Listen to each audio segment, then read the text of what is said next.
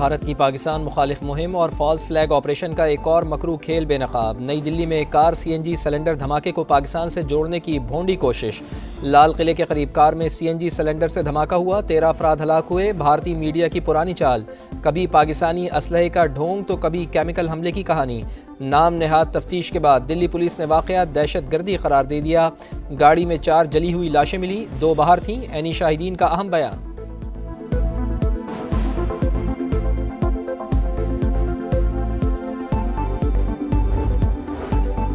نئی دلی دھماکہ انتخابی فالس فلیگ ہے، بھارتی سیاسی رہنما اور صحافی پھٹ پڑے۔ کہا BJP بحران میں آئے تو دھماکے کا ڈرامہ ہوتا ہے، الزام پاکستان پر ڈال دیا جاتا ہے۔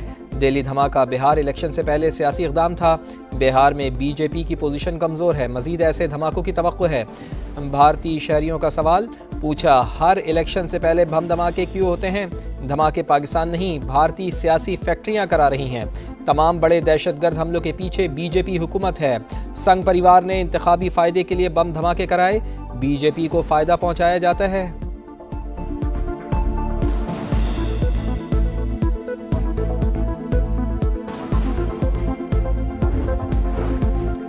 ستائیسویں آئینی ترمیم کا بل قومی اسمبلی میں پیش، اپوزیشن کا احتجاج اور شور شرابہ۔ وزیر قانون اعظم نذیر تارڑ کہتے ہیں تمام اتحادیوں سے وفاقی آئینی عدالت کے قیام پر اتفاق ہوا، تمام اکائیوں کی برابر نمائندگی ہوگی، 184(3) کو ختم نہیں کیا گیا، وفاقی آئینی عدالت کو سونپا گیا ہے۔ خواہش تھی اپوزیشن کے دوست بھی بیٹھتے مگر انہوں نے اپنی آراء سے نوازنا اہم نہیں سمجھا۔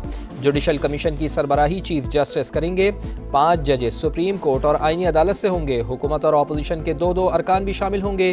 سپریم جوڈیشل کمیشن میں اب 7 ججز ہوں گے۔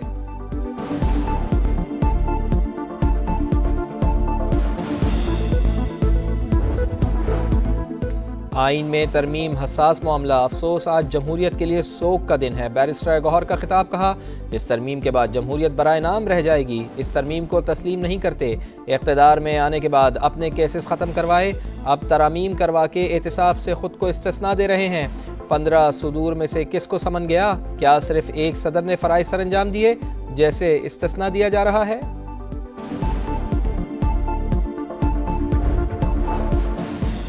شدت پسند گروہ افغانستان اور اس کے باہر امن کے لیے خطرہ بنے ہوئے ہیں۔ افغان حکومت کالعدم TTP اور دیگر گروپوں کے خلاف مؤثر کارروائی کرے تو تعاون کے لیے تیار ہیں۔ وزیر اعظم میاں شہباز شریف کی پیشکش، کہا گزشتہ ماہ افغان سرزمین سے پاکستانی چوکیوں پر حملے ہوئے تو ٹھوس اور فیصلہ کن جواب دیا، دنیا کو دکھا دیا پاکستان اپنی خود مختاری، علاقائی سالمیت کے تحفظ کے لیے ہر قیمت ادا کرے گا۔ پاکستان نے کئی بار عام دشمن کارروائیوں کا سامنا کیا، اس سال مشرقی سرحد پر جارحیت کا سامنا کرنا پڑا۔ مسلح افواج نے دشمن کے عزائم ناکام بنائے، جنہوں نے ہم پر حملہ کیا انہیں ناقابل فراموش سبق سکھایا۔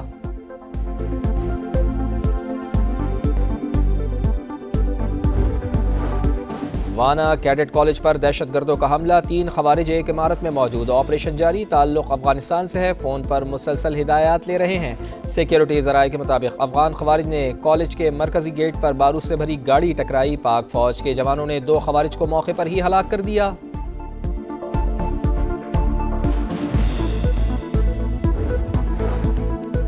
سپریم کورٹ اکثر طاقتور اور عوامی منشا کچلنے والوں کے ساتھ کھڑی ہوتی رہی، عوامی حقوق کے تحفظ کے لیے نہیں۔ بے نظیر نواز شریف اور مریم نواز کے خلاف کارروائیاں اسی سلسلے کی کڑیاں ہیں۔ جسٹس اطہر مین اللہ کا بھی چیف جسٹس یحییٰ آفریدی کو خط، جوڈیشل کانفرنس بلانے کا مطالبہ لکھا۔ حلف کا تقاضا ہے کہ عدلیہ پر عوام کے اعتماد کا دفاع کریں۔ سچ ہم سب کو معلوم ہے مگر وہ ٹی روم یا چیمبر تک محدود رہ جاتا ہے۔ عدلیہ کی آزادی کو کئی بار اندر سے ہی نقصان پہنچایا گیا۔ اسلام آباد ہائی کورٹ میں جو کچھ ہوا وہ اس کی کلاسک مثال ہے۔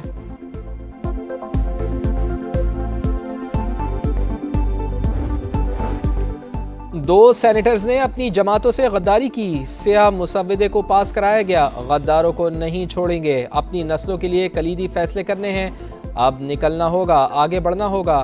بیرسٹر سلمان اکرم راجہ کا اعلان۔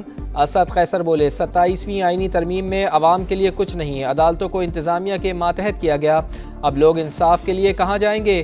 بلاول بھٹو زرداری نے اپنے نانا کا کارنامہ دفن کر دیا۔ بیرسٹر علی ظفر کہتے ہیں سیف ابڑو کو پارٹی سے نکال دیا گیا، نااہلی کے لیے ریفرنس چیئرمین کو بھجوانا ہے۔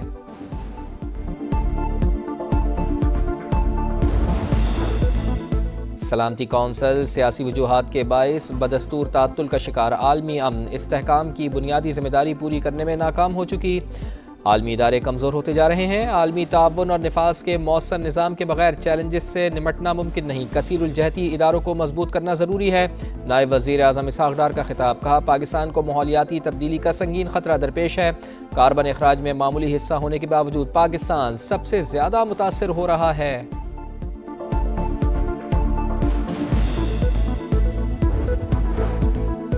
کاپ 30 کانفرنس، وزیر اعلیٰ پنجاب مریم نواز نے نیوزی لینڈ کی سابق وزیر اعظم جیسنڈا آرڈن کے ہمراہ پاکستانی پویلین کا افتتاح کر دیا۔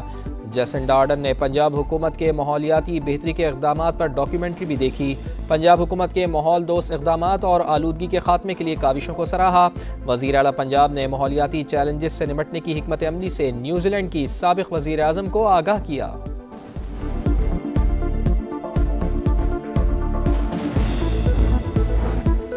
لاہور سمیت پنجاب کے کئی اضلاع میں ایئر کوالٹی انڈیکس مزید خراب، اوسط شرح 500 سے بڑھ گئی، فضائی آلودگی کی روک تھام کے لیے انتظامیہ کی کارروائیاں، لاہور سمیت مختلف اضلاع میں 26 مقدمات درج، 464 افراد کو جرمانے۔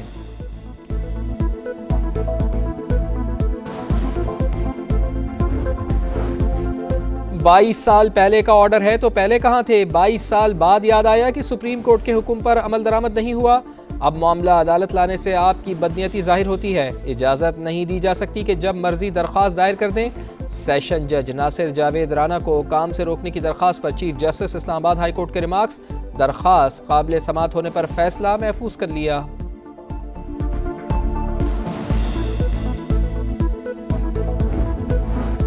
سنجانی جلسہ کیس، شیخ وقاص اکرم کے وارنٹ گرفتاری جاری، اے ٹی سی راولپنڈی کا عمر ایوب اور زرتاج گل کے پاسپورٹ بلاک کرنے کا حکم، آئندہ سماعت پر رپورٹ مانگ لی۔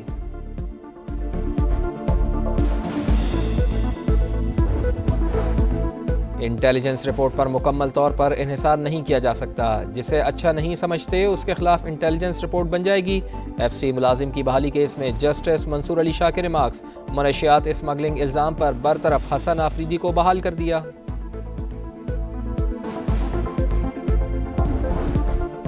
امریکی صدر ڈونلڈ ٹرمپ کا بی بی سی پر نشر ہونے والی متنازع ڈاکیومنٹری پر قانونی کارروائی کا اعلان، ڈاکیومنٹری جھوٹ اور بدنام کرنے کی کوشش قرار، 14 نومبر تک معافی اور خبر سے دستبرداری کا مطالبہ، بصورت دیگر $1 بلین ہرجانے کا مقدمہ دائر کیا جائے گا۔ بی بی سی کے چیئرمین سمیر شاہ نے امریکی صدر سے معافی مانگ لی۔